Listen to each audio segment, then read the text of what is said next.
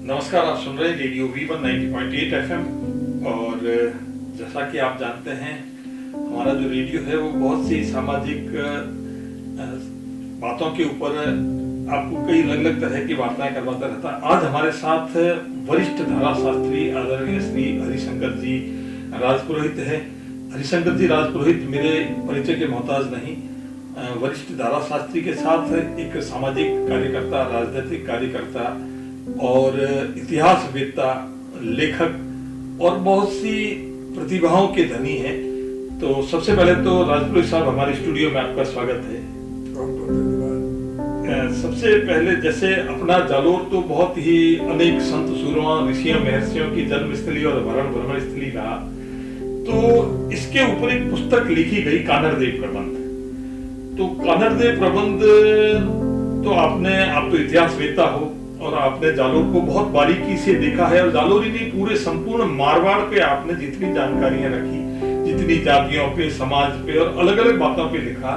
तो ये कानड़देव प्रबंध क्या चीज है, पुस्तक क्या है ये?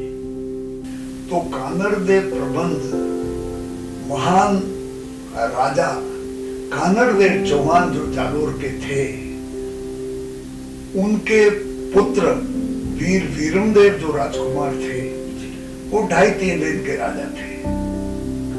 तो उनकी जो बहादुरी की कहानी है कानड़देव वीरमदेव की, या उनके परिवार की, या उस काल की, उसको लेकर के कानड़देव प्रबंध रचा गया है। और ये कानड़देव प्रबंध वीरमदेव के 5वीं पीढ़ी में उनके प्रपुत्र जो थे अखेराज, उनके काल पे उन्होंने लिखवाया है। तो जो किसने लिखा है, इसके लेखक कौन है? ये उस समय राज कवि थे पद्मनाभ जी। पद्मनाभ जी विशाल नगरीय ब्राह्मण थे, गुजरात के जी। और उन्होंने ये महाकाव्य लिखा है, और मैं समझता हूँ ये विश्व में एक अनूठा ग्रंथ है। 145 साल बाद इस कानड़देव वीरमदेव के जाने के बाद ये लिखा गया है। इस ग्रंथ में चौपाइयां और दोहे जिनको कहते हैं जी, 4 खंड में है और 1028 लिखे गए हैं। तो अब चूंकि उस समय प्राकृत भाषा उन कवि महाशय की थी, या उनकी मातृभाषा वो रही होगी, या वो बोली जाती है, तो उन्होंने प्राकृत भाषा में लिखा।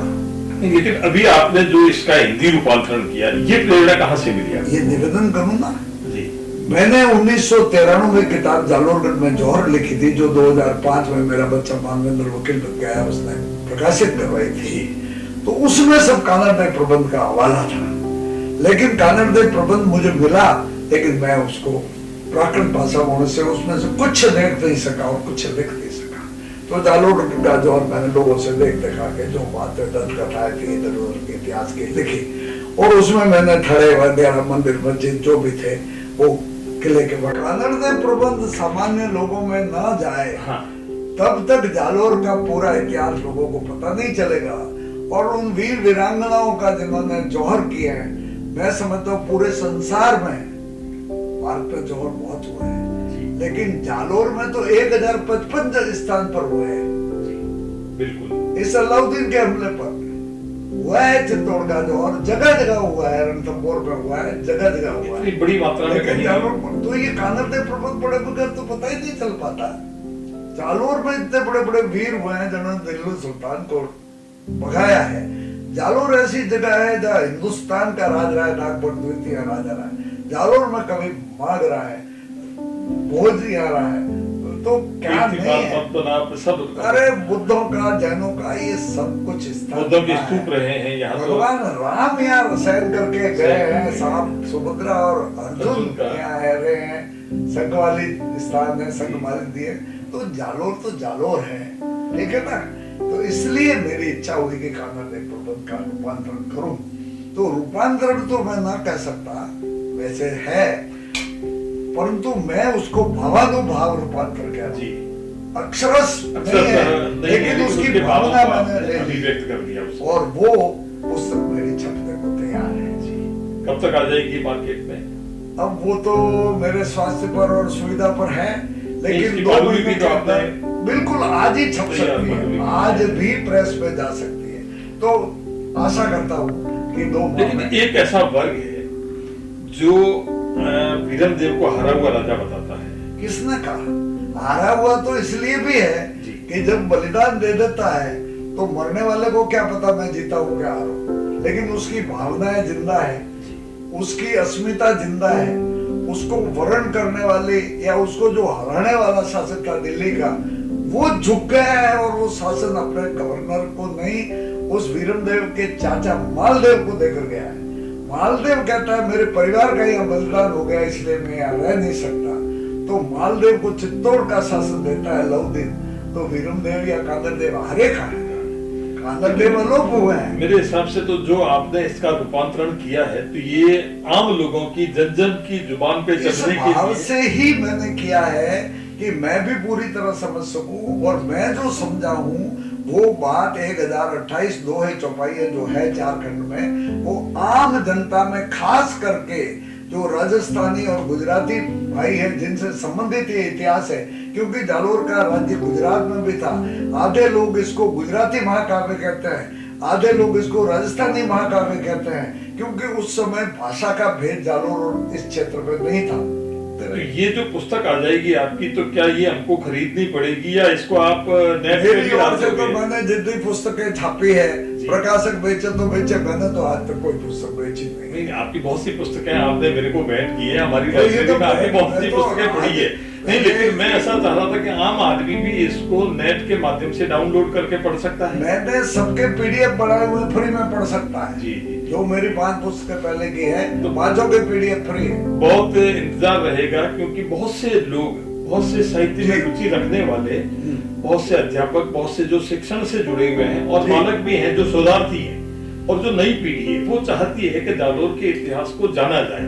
लेकिन चूंकि आपका एक बहुत बड़ा ये कृत्य रहा, बहुत बड़ा ये काम रहा कि आपने इसको प्राकृत भाषा से कन्वर्ट करके मैं हिंदी में निवेदन लिखा। करूं कि कानरदेव प्रबंध 1311 के बाद की घटना को लेकर जो है जी, वो लुप्त सा हो गया, और 1877-78 में ही गुजरात के सरकारी शिक्षा अधिकारी को मिला, और उसके बाद में जैन संत जिन विजय की वजह से उसके मित्र प्रोफेसर के बी व्यास जो एल्फिस्टन कॉलेज बॉम्बे में थे, उनको उन्होंने टास्क दिया।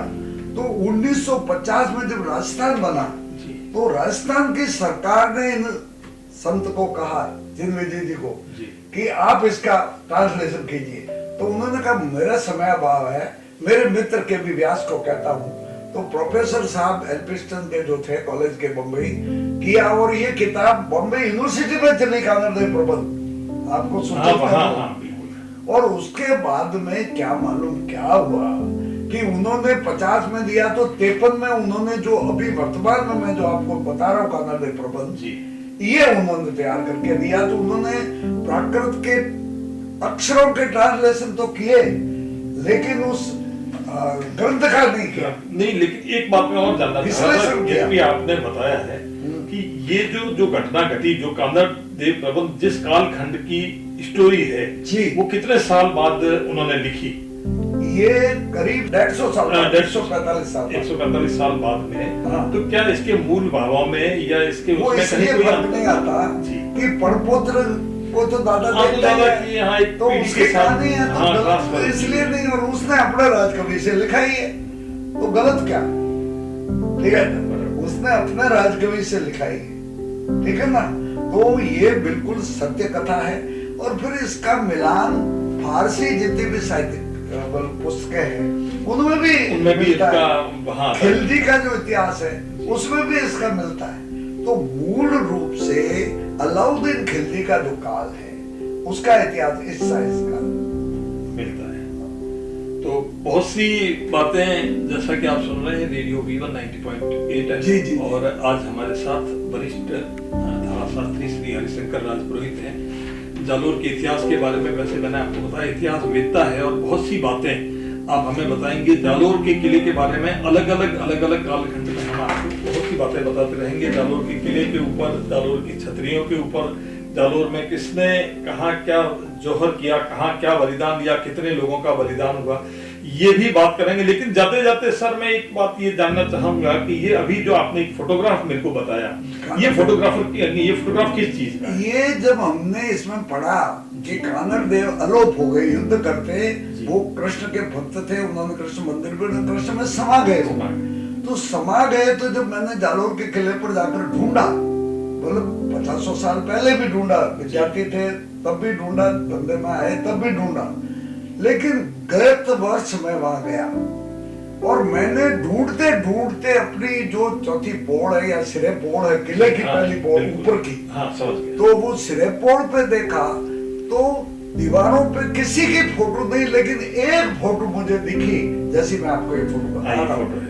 तो ये कानड़ देव भाला लिए हुए शत्रु पे सवार कर रहे, घोड़े पे चढ़े हुए। तो मैंने देखा ये एक फोटो कैसे हो सकती है, तब मैंने ये कयास लगाया और मेरा पूरा विश्वास है, ये इंट्यूशन हुआ है मुझे, मैं कोई संत बंत हूं नहीं, सामान्य नागरिक हूं, तो मुझे लगा, तो मैंने उसकी फोटो खींची कि ये कानड़ देव है। भले कानड़ देव शरीर रूप में नहीं है, लेकिन उस समय जिन्होंने ये दीवारें और किला बढ़ाया या पोड़ बढ़ाई, उन्होंने अपने स्वामी की आकृति यहाँ पर उकेरी। तो उस उकेरने को मैं कहता हूँ कि यही कानड़ देव की फोटो है। आज भी जैसे किला है, आपने तो किले को बहुत बारीकी से देखा है, उस किले में जैसे अंदर पोल से एंटर होते हैं, राइट में एक मस्जिद है, हाँ उसके बाद में थड़ा है, हाँ थड़ा, वो शहीदों का थड़ा। तो जो ये मान सिंह के भवन जो है, राजा मान सिंह के, जी वो जो लेफ्ट में बने हुए, ये तो बात की, ये तो राजा मान सिंह के टेम्पल है ना, मान सिंह के भवन। चलिए कोई बात नहीं, आज हमने कानड़ देव प्रबंध पे बहुत सी बातें की। बहुत बहुत धन्यवाद, आप हमारे स्टूडियो में पधारे। मैंने जैसा बताया, हरिशंकर राजपुरोहित, वरिष्ठ अधिवक्ता, साहित्यकार, रचनाकार, गीतकार, कवि, तो बहुत आभार, आप हमारे पधारे और हमारे दर्शकों को आपसे बहुत सुंदर बातें सुनाई।